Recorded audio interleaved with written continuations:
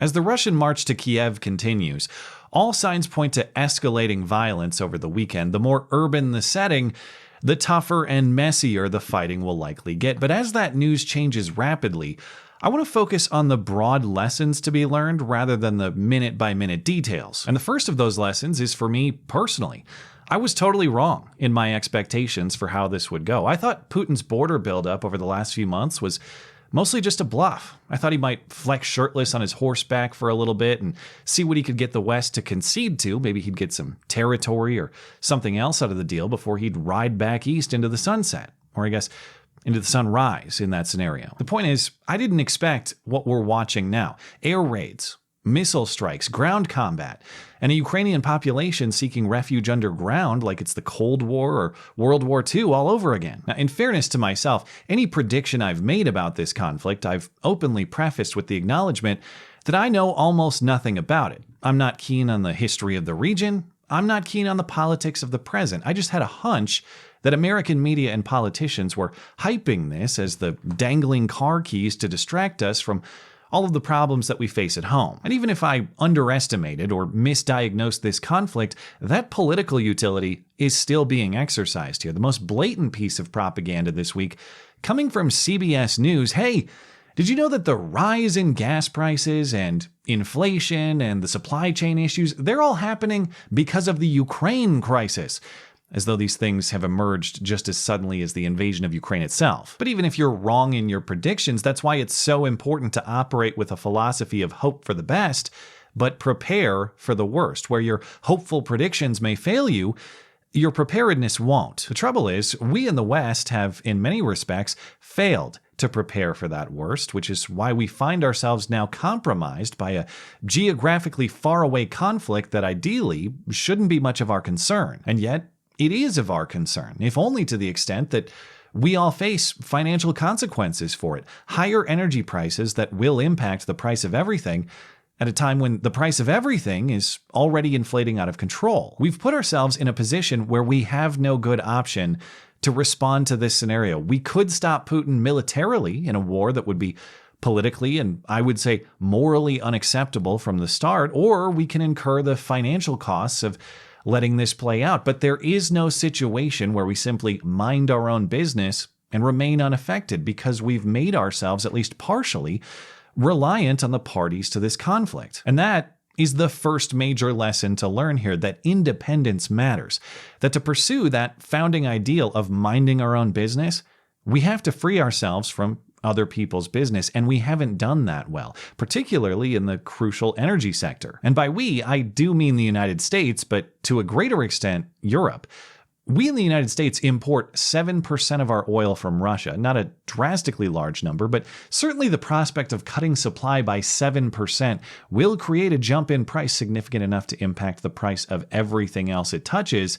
And that's not a situation we necessarily have to face. In 2020, the United States became a net exporter of oil for the first time since 1949, meaning we sold more oil to foreign countries than we brought in for our own use. But through 2021, that trend reversed, and instead we moved back toward net imports again. How did that happen? Well, a few different ways, starting on day one of the most popularly elected presidency of all time, when the Keystone XL pipeline project was halted. Yes, that's a pipeline coming from Canada, but we'd likely prefer to have that relationship with a neighbor instead of a faraway country, though Justin Trudeau is, of course, making an excellent counter case in recent weeks. But even if you don't like Canadian crude, that's not all we did. The new president also halted new oil and gas production leases on federal lands and waters, a move he continues to fight for in court currently, despite rising energy costs now poised to rise even higher. And yeah, there are permits still issued and outstanding, but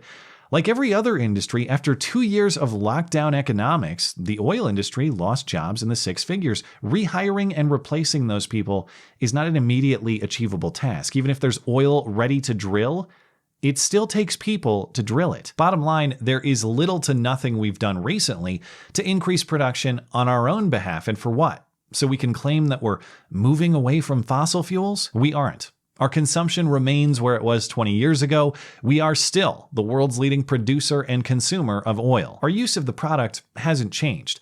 Only our ability to virtue signal about how we're less frequently the ones getting our hands dirty to make it has. And Europe has done the same, but to a much worse degree. Europe's oil and natural gas production has dropped since the turn of the century. It is true that resource availability has been an issue, but the effort that could be used to find and develop more has largely been focused on developing green energy instead, and that technology has not advanced on a scale to meet Europe's needs. And so Europe just does the same thing. They can virtue signal about their own declining production while relying on the band-aid that is 70% of Russian natural gas and half of Russian oil going straight to Europe, plus a new pipeline to make that flow as efficient as possible.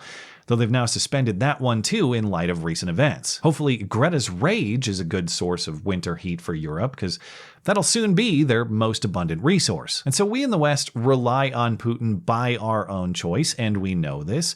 And Putin knows this, and Putin knows that we know this, and so Putin knows that we can't punish him without punishing ourselves. That's why our response is to sanction rather than to stop, and why our sanctions don't even hit him where it hurts, his energy exports. Because hitting him where it hurts just hurts us. Here's the deputy director of the National Economic Council at the White House on Thursday saying exactly that. What I'm saying is that our measures were not designed to disrupt in any way the current flow of energy from Russia to the world. Nothing in the short term as it relates to energy. So lesson one, if we want to avoid foreign wars, we have to reduce dependence on foreign powers. And lesson two, if those foreign powers ever do come knocking, you better be prepared for that too. You'll notice so-called assault weapons have suddenly morphed into common sense self-defense tools overnight. Ukrainian parliament passed an emergency law on Wednesday allowing for the open carry of rifles. Previously, that was banned.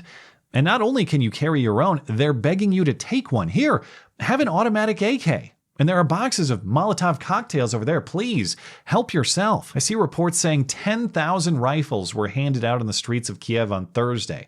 Other reports saying as many as 18,000. The government in Kiev has handed out 18,000 rifles to the populace. Well, what are you going to do with your AR-15, bro? Fight the government? Well, if all of my neighbors have rifles too, suddenly that becomes a lot more plausible, doesn't it? And this is a scenario that rarely enters the common talking points of the Second Amendment debate. Even if you think that your government is so wholesome and so virtuous and so pure that they would never abuse you or your neighbors, what if your government babysitter gets taken out by a foreign power? What if an evil foreign government invades your home?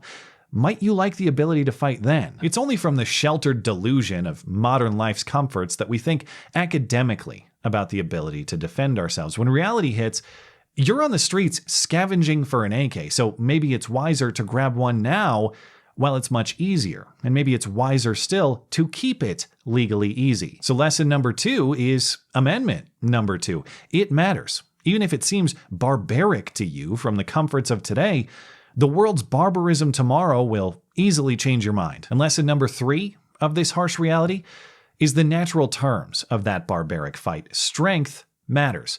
Listen to the second part of the former NATO commander's commentary. They're restricting all men age 18 to 60 from leaving the country. Clearly, Zelensky, he's out of his suit. He's wearing his hunting gear. This is going to be a tough fight for the Russians. The fighting age men of Ukraine cannot leave the country. Indeed, there are several viral videos circulating showing fathers saying goodbye to their families as their wives and their children flee and they stay behind to fight. But why? After all, in our modern comforts, we're bombarded with diversity and equity propaganda until the war gets real, and then suddenly the differences between men and women get very real too. When the fight hits, your best fighting force is your men, who have an obligation to protect their women and their children. Any propagandizing otherwise is pure delusion. And consider just how far into that delusion we've indulged. On Twitter, Matt Walsh posted a side-by-side of a recent Russian military recruiting ad compared to our own. Here's Russia's.